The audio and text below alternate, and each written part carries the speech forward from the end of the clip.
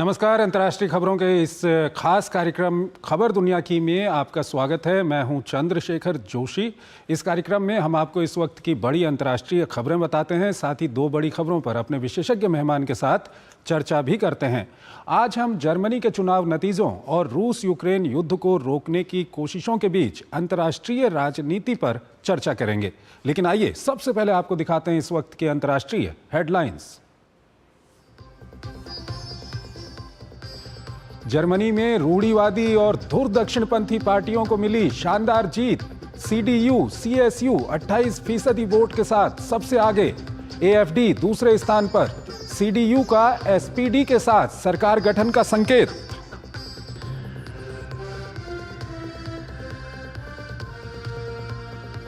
Ukraine रूस संघर्ष की तीसरी बरसी पर कीव पहुंचे पश्चिमी नेता। EU ने रूस पर लगाए नए प्रतिबंध।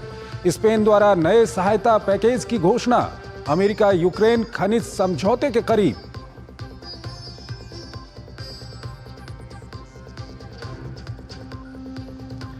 वेस्ट बैंक में इजरायली सेना की कार्रवाई तेज। 2 दशक बाद जेनिन में टैंकों की तैनाती। फलस्तीनी कैदियों की रिहाई रोकने का अमेरिका ने किया समर्थन। हमास का कैदियों की रिहाई तक बातचीत से इनकार।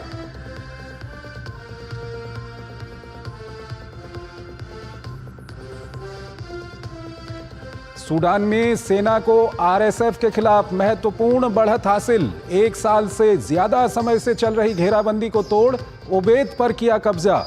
RSF से खार्तूम के कई हिस्सों को फिर से छीना।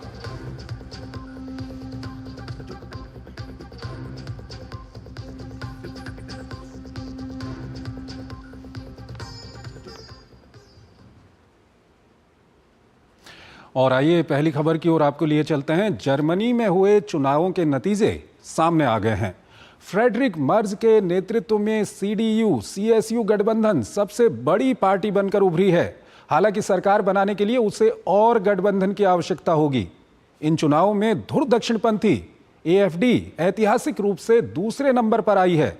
और वहीं फ्रेडरिक मर्ज ने अमेरिका से आजादी की बात कहकर आने वाले दिनों में जर्मनी की दिशा को लेकर कई सवाल खड़े कर दिए हैं। ये रिपोर्ट देखिए। यूरोप की दशा और दिशा तय करने वाले जर्मनी ने आम चुनाव में न सिर्फ सरकार बल्कि इतिहास भी बदल डाला। देश की सबसे पुरानी मध्य मार्गी सोशल डेमोक्रेटिक पार्टी से सत्ता छीनकर रूढ़िवादी क्रिश्चियन डेमोक्रेटिक यूनियन के हाथों में कमान सौंप दी है। चुनाव नतीजों की सबसे चौंकाने वाली बात यह रही कि धुर दक्षिणपंथी party alternative for Germany AfD ने शानदार प्रदर्शन करते हुए दूसरे स्थान पर पहुंच गई। द्वितीय विश्व युद्ध के बाद से किसी घोर दक्षिणपंथी विचारधारा वाली पार्टी का सबसे मजबूत प्रदर्शन है। सत्तारूढ़ SPD को 16.4%, CDU CSU को 28.60%, AfD को 20.80%, ग्रीन पार्टी को 11.60% वोट मिले। चांसलर ओलाफ शोल्ज की सरकार से समर्थन लेने वाली पार्टी FDP को संसद में प्रवेश करने के न्यूनतम वोट शेयर 5% से कम 4.30% वोट मिले। लेफ्ट पार्टी को 8.8%, जबकि BSW को 4.97% वोट मिले। CDU CSU को पिछले बार की तुलना में थोड़े ज्यादा वोट मिले हैं, हालांकि पूर्ण बहुमत से अभी भी दूर है। वहीं AfD पार्टी ने पिछली बार की तुलना में लगभग 2 गुना मत प्रतिशत हासिल किए हैं। एलन मस्क ने इस पार्टी का खुलकर समर्थन किया था और चुनाव से पहले कई बार इसके नेताओं से मुलाकात की थी। CDU के नेता फ्रेडरिक मर्ज के जर्मनी के अगले चांसलर बनने की संभावना जताई जा रही है। मर्ज ने सरकार गठन के लिए गठबंधन बनाने के लिए बातचीत शुरू कर दी है। हालांकि उन्होंने एक बार फिर दोहराया है कि वो AfD का समर्थन नहीं लेंगे। पिछले महीने कड़े प्रवासन नियम लागू करने की कोशिश में उन्होंने AfD का समर्थन लिया तो देश में भूचाल आ गया। उनकी पार्टी के कई नेता ही उनके खिलाफ उठ खड़े हुए।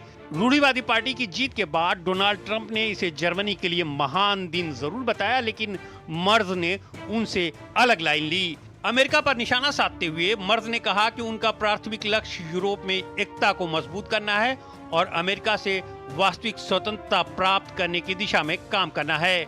चुनाव के 30 दिन के भीतर संसद की पहली बैठक बुलाई जाती है।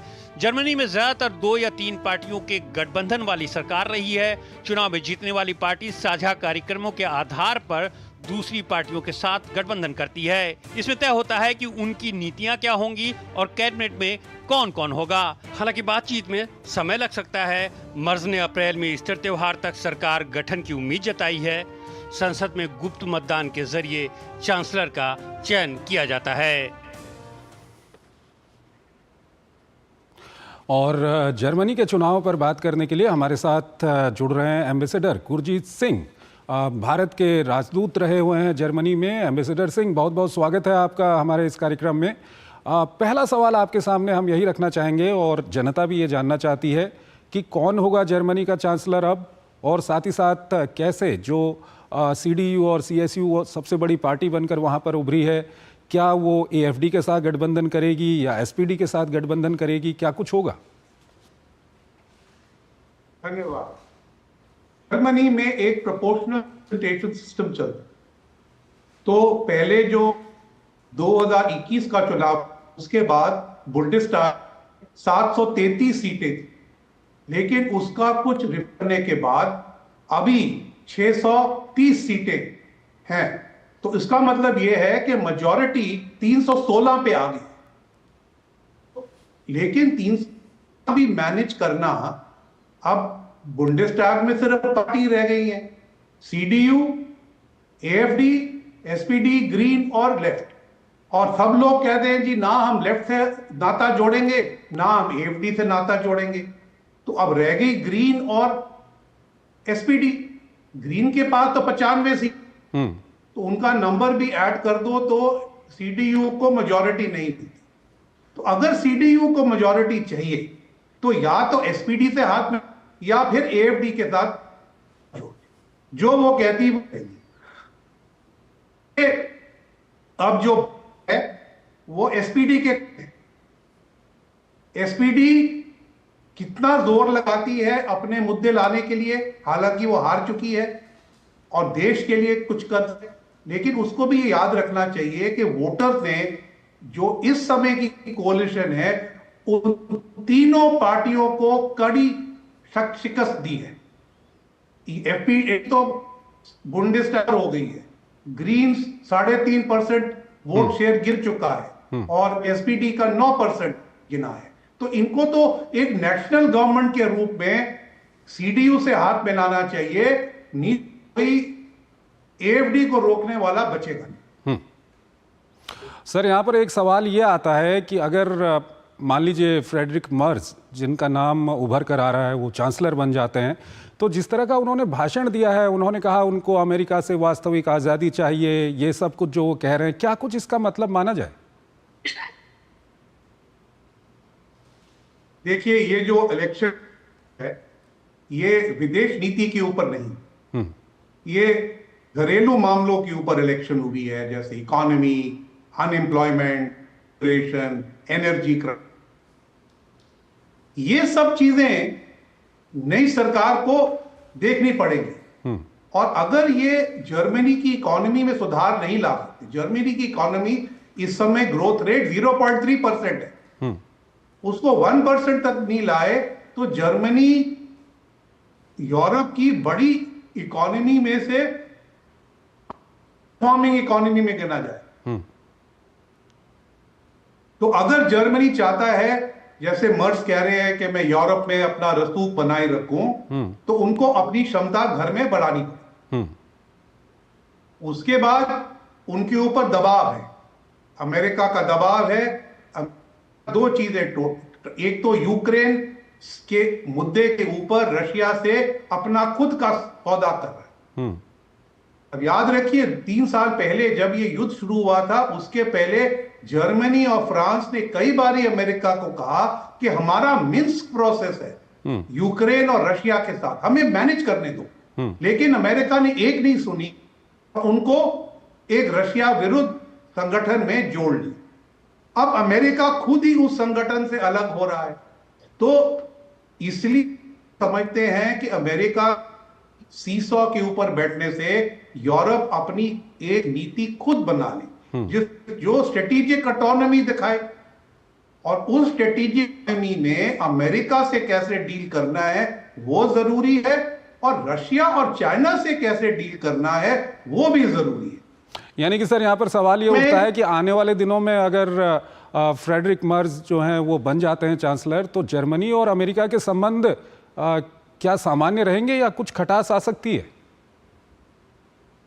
इस समय ट्रंप ने को कॉन्ग्रेचुलेट किया है। इसके अलावा जो अमेरिकन हैं वो यूरोप को डिवाइड कर रहे हैं। पहले पोलैंड के राष्ट्रपति को बुलाया, अब मैक्रोन वॉशिंगटन गए हुए हैं, इसके बाद ब्रिटेन के प्रधानमंत्री जाएंगे। तो वो ईयू से नहीं, यूरोप से नहीं, एक एक कंट्री से डील कर रहे हैं। तो ये जब मर्ज बन जाएंगे तो उनको भी ट्रंप के दरबार में एक बारी जाकर अपनी अपेक्षा आगे रखनी चाहिए कि हम यहां कहां खड़े हैं। ठीक है, ये बात क्लियर नहीं है। ठीक है, एक अंतिम सवाल आता है सर, एएफडी का उभार किस ओर जर्मनी को लेके जाएगा? एएफडी तो आप उभार बोलते, मैं तो उबाल बोलता हूं। मैं देख रहा हूं उसको 2015 से, जब से इमिग्रेशन मर्केल ने खोली थी, तो एएफडी जिसका ओरिजिनल मुद्दा इकोनॉमी था वो इमिग्रेशन बन गया। तो इमिग्रेशन के मुद्दे पर उसने बहुत इस हद तक कि आज जो मर्ज की है वो मर्केल नहीं है, उसका कंट्रोल तो के मुद्दों पे आ रहा है, खासकर इमिग्रेशन के। तो अब सारी बड़ी पार्टियां कहती हैं बॉर्डर कंट्रोल लगा दो, हालांकि ईयू मना करता है, असाइलम मना कर दो। वैसे भी देखिए इराक, अफगानिस्तान और सीरिया में रिलेटिव शांति है, तो वहां से असाइलम सीकर अभी भी क्यों आ रहे हैं? उनको मना कर, जो असाइलम वाले हैं वापस भेज दीजिए। ये सब चीजें होने वाली, यानी कि असाइलम को लेकर के और इमिग्रेशन को लेकर के कुछ टफ रास्ते वहां पर आने वाले दिनों में देखने को मिल सकते हैं। सर आप हमारे साथ बने रहिए, एक और खबर है उस पर अभी हम आपसे बातचीत करेंगे। फिलहाल यहाँ पर हमको एक छोटा सा ब्रेक लेना। आज दही बड़ा खाने का मन है। वाह क्या स्वाद है। असली स्वाद तो MDH दही बड़ा रायता मसाले से ही आता है।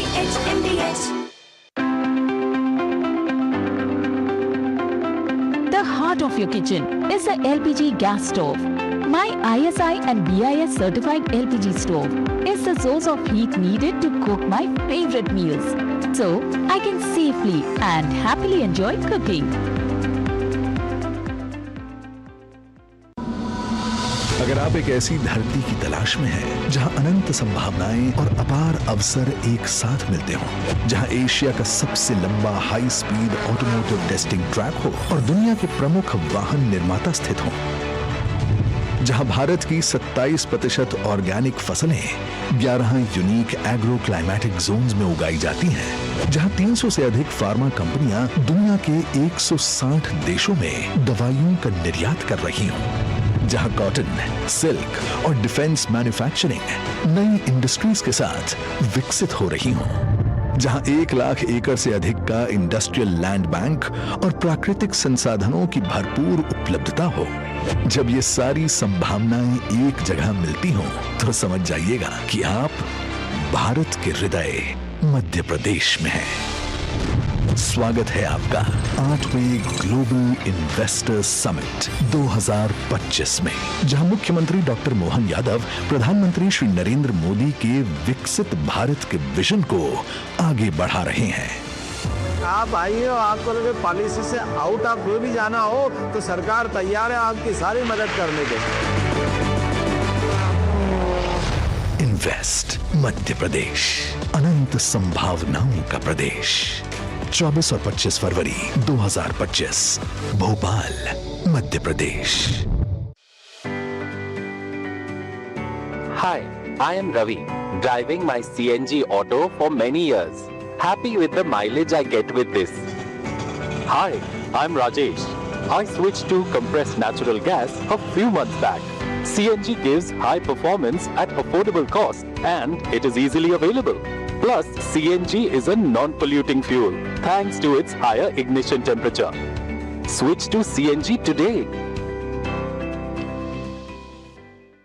गोल्डी मसाले के 100 ग्राम के स्पेशल पैक्स में फ्रेशनेस लॉक है। ऐसे गोल्डी मसाले जहां जाएं रिश्ते बनाएं।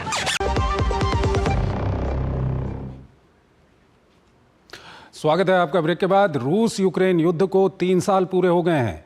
इन 3 सालों में युद्ध की भीषणता में कोई कमी नहीं आई है, लेकिन अमेरिका में राष्ट्रपति ट्रंप के सत्ता में आने के बाद युद्ध में परोक्ष या अपरोक्ष रूप से शामिल विभिन्न पक्षों के समीकरण बदल चुके हैं।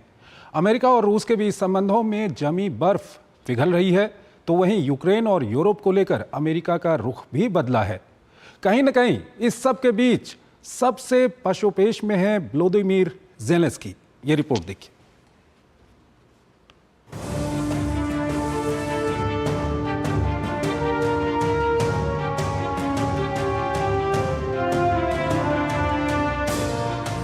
विनाश के 3 साल, महज 72 घंटे में यूक्रेन पर विजय का झंडा फहराने का दावा करने वाली व्लादिमीर पुतिन की सेना ने आज ही के दिन 2022 में यूक्रेन पर हमला बोल दिया था। यह अलग बात है कि इसे विशेष सैन्य अभियान बताया गया।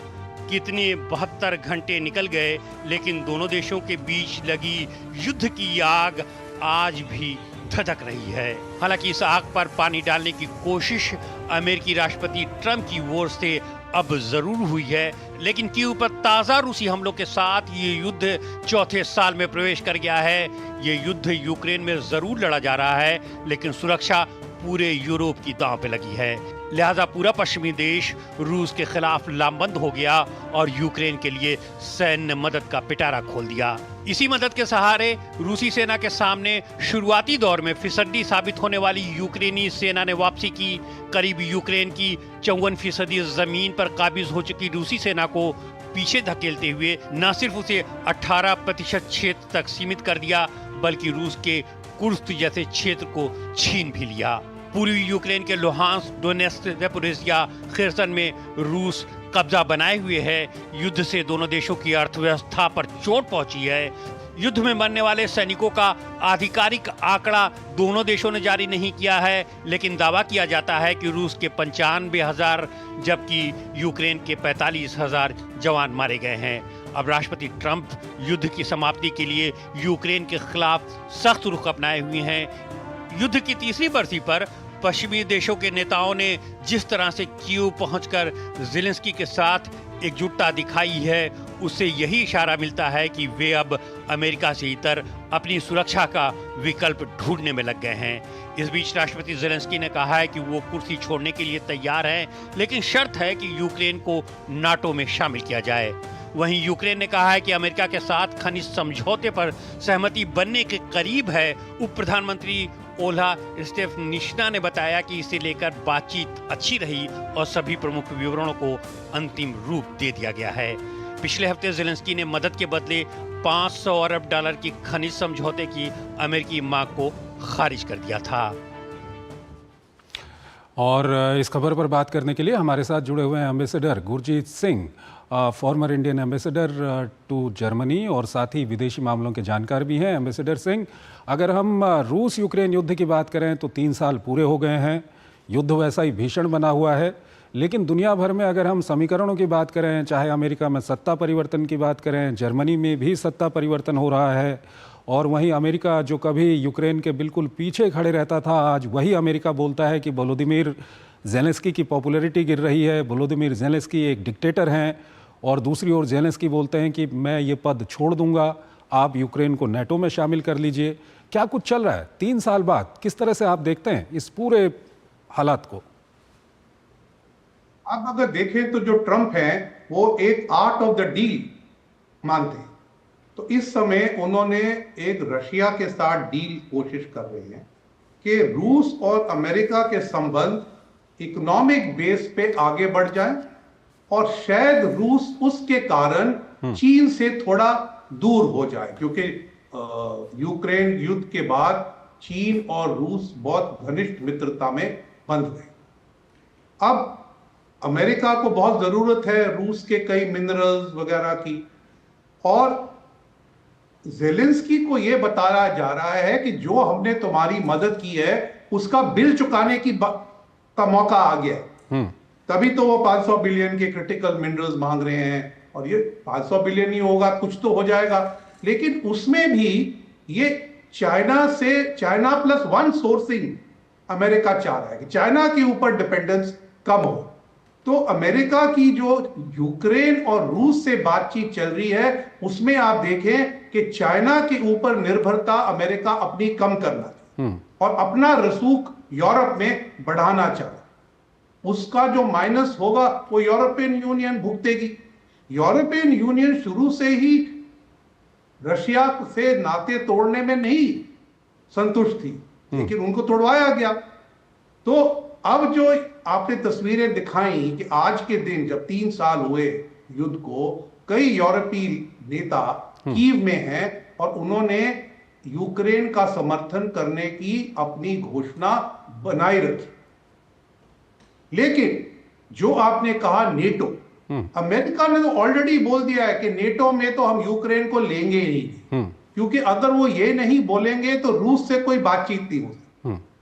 तो अब जो ये यूरोपियन हैं वो कह रहे हैं, यानी कि जो पूरे हालात बने हुए हैं इसमें एक तरफ युद्ध को रोकने के लिए बातचीत भी चल रही है, लेकिन कहीं ना कहीं घाटे में है तो वोलोदिमीर ज़ेलेंस्की। जी बिल्कुल। तो यूरोप भी चाहता है कि सीज फायर हो, लेकिन जो सीज फायर की प्री निगोशिएशन है उसमें यूरोप हिस्सेदार नहीं है, ना यूक्रेन हिस्सेदार है। तो वो चाहते हैं कि हमें भी इसका हिस्सेदार बनाया जाए।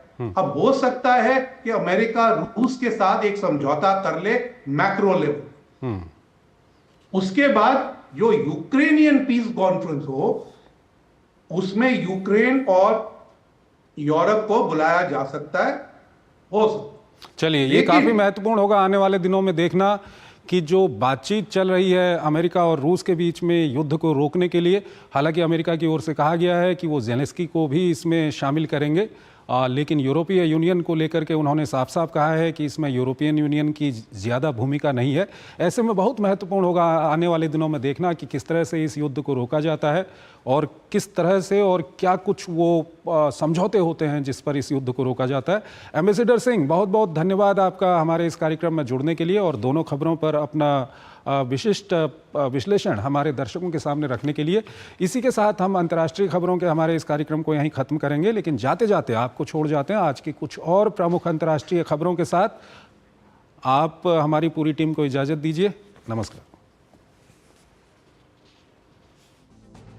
बलूचिस्तान में बलूच विद्रोहियों के एक गुट ने कच्छी जिले के बोलन इलाके में नाकाबंदी कर क्वेटा और सिबी के बीच राजमार्ग कई घंटे तक अस्थायी रूप से अवरुद्ध कर दिया। इतना ही नहीं, अलगाववादी पीपल्स पार्टी के एक विधायक के सुरक्षा कर्मियों से हथियार भी छीन लिया। विद्रोहियों के हमले में एक की मौत हो गई जबकि 4 अन्य घायल हो गए हैं। बाद में सुरक्षा कर्मियों ने मौके पर पहुंचकर इलाके को खाली कराया। यह पहली बार नहीं है जब अलगाववादियों ने इस तरह की नाकेबंदी कर घंटों तक राजमार्गों पर कब्जा जमाया हो। हमले के पीछे क्षेत्र में चीन के प्रोजेक्ट सीपैक और उसकी आड़ में खनिज संसाधनों का दोहन बताया जा रहा है। हमास द्वारा इजरायली बंधकों के साथ बर्बर व्यवहार के कारण 600 फिलिस्तीनी कैदियों की रिहाई में देरी करने के इजरायल के फैसले का समर्थन किया है। वहीं हमास ने कहा है कि वो कैदियों की रिहाई होने तक युद्ध विराम के अगले चरण की बातचीत नहीं करेगा। इस बीच इजरायल ने 20 से अधिक वर्षों में पहली बार कब्जे वाले वेस्ट बैंक में टैंक भेजे और सेना को शरणार्थी शिविरों में फिलिस्तीनी आतंकवादी समूह से लड़ने के लिए अधिक दिनों तक तैयार रहने का आदेश दिया है। बांग्लादेश में शेख हसीना को पद से अपदस्थ करने में प्रमुख भूमिका निभाने वाले छात्र अब अपना राजनीतिक दल बनाएंगे। बुधवार को इसकी घोषणा की जा सकती है। वहीं बांग्लादेश और पाकिस्तान के बीच 54 सालों में पहली बार सीधा व्यापार भी शुरू हो गया है। चीन की भ्रष्टाचार विरोधी निगरानी संस्था ने कहा है कि एक पूर्व चीनी एरोस्पेस रक्षा अधिकारी को भ्रष्टाचार के कारण सत्तारूढ़ कम्युनिस्ट पार्टी से निष्कासित कर दिया है, जो चीन के सैन्य औद्योगिक परिसर में व्यापक भ्रष्टाचार का एक उदाहरण है। DR कांगो के प्रधानमंत्री जोदित सुमिनवा ने जिनेवा में मानवाधिकार परिषद को बताया कि जनवरी से M23 विद्रोहियों के साथ लड़ाई में अब तक लगभग 7,000 लोग मारे गए हैं। वहीं विद्रोहियों के पूर्व में आगे बढ़ने के कारण करीब 5 लाख लोग बेघर हो गए हैं। जापान और फिलीपींस ने अपने रक्षा सहयोग को और गहरा करने और क्षेत्र में चीन की बढ़ती आक्रामक कार्रवाइयों पर आपसी चिंता के बीच साझा सैन्य सूचनाओं की सुरक्षा, साझा रक्षा प्रशिक्षण से जुड़े कई महत्वपूर्ण समझौते किए। फ्रांस के मार्सेल में सोमवार को रूसी वाणिज्य दूतावास में एक विस्फोट हुआ। स्थानीय मीडिया के मुताबिक कुछ अज्ञात लोगों ने वाणिज्य दूतावास के बगीचे में 2 पेट्रोल बम फेंके थे। हालांकि इस हमले में अब तक किसी के हताहत होने की खबर नहीं है।